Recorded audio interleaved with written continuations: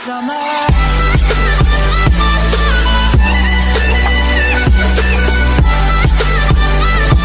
Golden kanalına arkadaşlar, ben yeter bugün vlog çekeceğim, bayram vlogu. Beyler ne yaptık ondan bahsedeyim. Bakın, hayvan gibi cips yedik. Size tavşanlarımı falan göstereceğim. Tavşanımı ve sincapımı göstereceğim. Bu dişi mi erkek mi bilmiyorum. Su var koydum adını. Dişi ama su var koydum.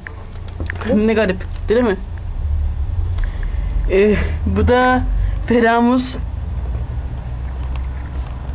İşte yemi bitti. O dakika başı yemek yiyor.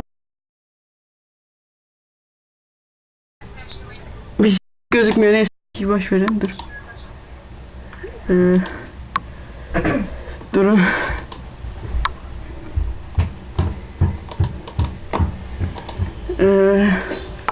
Ne gösterecektim? Size gizlenen videomu hala montajlamaya üşendiğim videomu göstereyim. Bakın, bu videoyu bir ara montajlayıp atarım. Kulaklık takılı olduğu için bakın. Fetiş testi.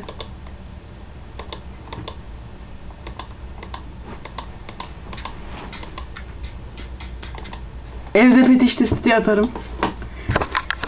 Öylesine bir vlog yapayım dedim. Şeylerimi göstereyim dedim. Çok kısa bir vlog değil, vlog.